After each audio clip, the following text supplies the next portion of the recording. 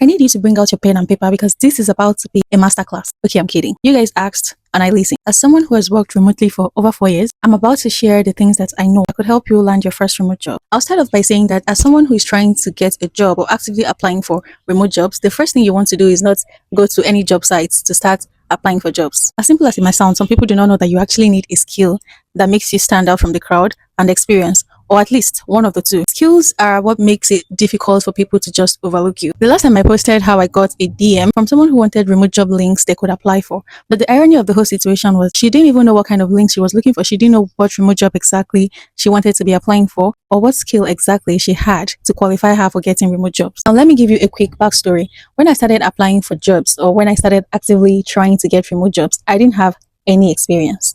Let me put that out. I did not have any official experience with working with any company or any brand. I wasn't even done with school, so what experience could I possibly have? The option that I had at the time was to populate my CV with the skills that I had at the moment, which were how to use simple tools like the MX Word, Excel, Google Workspace, communication skill, attention to detail, a little bit of research at the time because the course I was studying obviously gave me that edge. That was all I had. But I also knew that that was not going to be enough because if I'm employing someone to do something for me, I would like to think that I would prefer to employ somebody that has done something related to that in the past.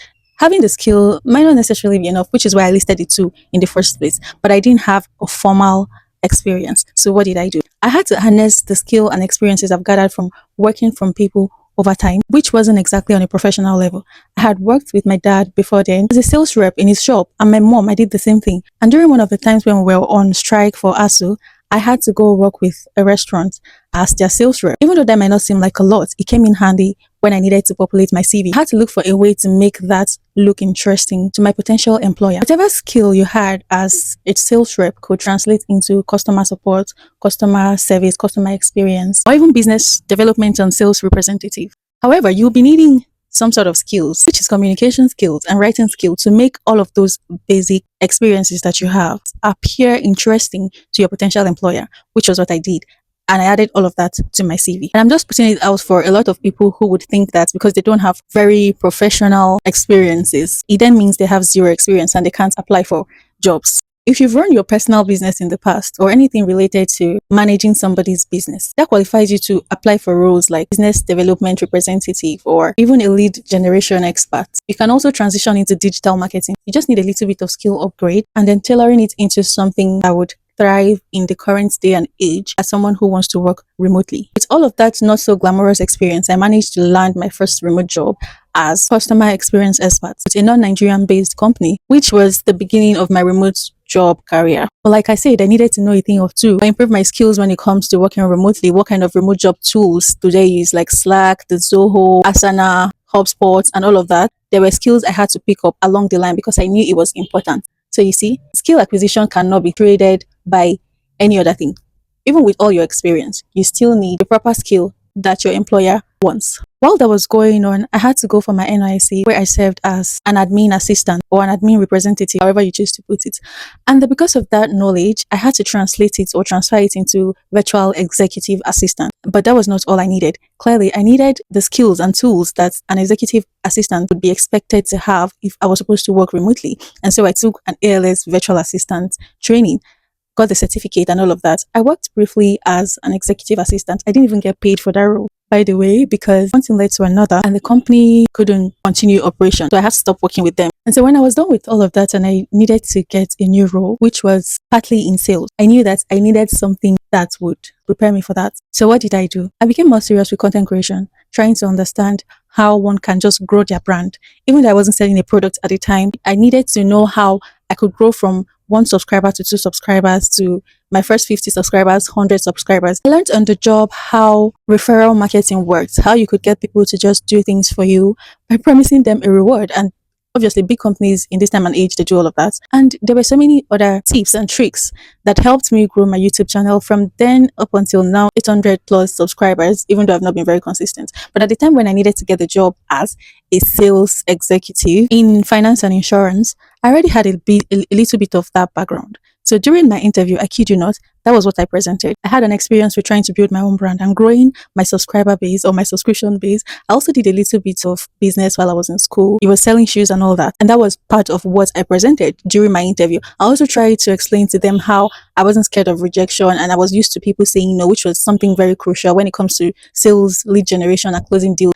You have to be ready to face objections because you're not just going to meet people and be like, oh, I want you to do XYZ. And they'll be like, oh, yes, let's go and do it. You're going to face rejections. And because they knew I already had that background, it was an edge for me, even though it was not a so formal experience or previous experience that stood out and I got the job. This is like over three scenarios I've painted already. All boils down to skill and experience. Sometimes while getting experience or while trying to get experience, you might have to forfeit getting paid. For people who want to explore unpaid internships, so internships are paid, but the easiest way to get in is if you're going to just offer them your skill just for the experience. I do a good job, you can retain me and I start getting paid. Some of you are going to have to explore that route. I sent this message to somebody earlier this morning because I'm trying to pivot into BDR because I have a business I'm trying to grow. And that is a skill that I feel like I need at the moment. So upskilling is a non-negotiable.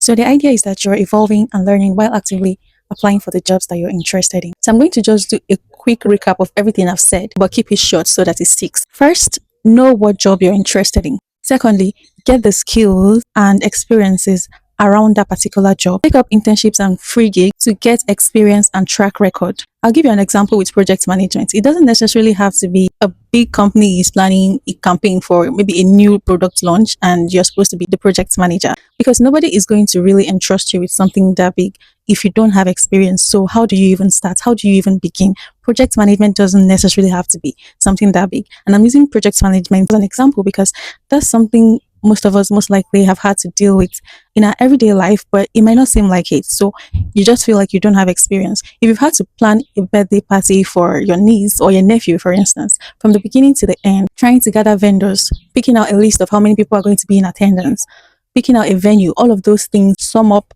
managing a project, and you did that yourself. That is an experience you can harness and add to your CV. If it's also something you've not tried out at all, you can meet people who you know are actively trying to carry out a project and offer to plan their project or manage the project for free. That way, you've done something that you can add to your CV as a project manager, so that when you see a job role and they're saying they need at least 1 to 2 years of experience, you're not completely inexperienced. Those internships and free gigs are going to sum up to your years of experience. You don't necessarily need to work with the big names and to have applied that for it to serve as experience. So feel free to exhaust your options. 4 is to apply with companies who are just startups, not just startups. Generally, you can apply with different companies, obviously, spread your net, but the chances are higher that you're going to get picked by a startup who is just trying to test the waters, trying to employ people that would most likely still be new to the job because that's what they can afford to pay at the moment. So you want to look out for startups and not the typical big names. And the sixth thing, I think, sixth or fifth, I don't know. The sixth thing would be to apply to at least 5 jobs in a day. I kid you not. When I was in Lagos and I was actively applying to get jobs, to secure interviews, I was applying for jobs like a crazy person. I lost count of how many jobs I actually applied for. Over 100. Only to attend maybe like 10 interviews thereabouts. But before the end of the 10th one, I already got the job I wanted to stick with. So go crazy, right? Apply to as many jobs as you can lay your hands on. Because just like sales, applying for jobs, they're a game of numbers. You have to spread your wings and just fly. Keep applying. 5 a day is good. If you can exceed that, still fine. And never stop applying until you get that interview that offers you your dream job. I know this might seem like a lot to take in because I've said so many things in just one video. However, I'll need to start from the beginning and probably make this a whole series. So let me know in the comments if you actually want that. So I'm going to be doing separate videos of what kind of remote job skills are in high demand at the moment, where to acquire such skills, where to get job links, all of those little details you're going to be needing. If that's something you're going to like, also let me know. I'm not sure what we're going to call the series yet. From unemployed to employed or girl, get that job. We'll figure out the name at the end of the day. Let me know if this was helpful. Let me know if we should make it a proper series. Let me know which of these skills you're going to try out or you're already trying out. If you also have any questions, feel free to ask in the comments. Of course, I'll be answering all your questions. See you in the next video.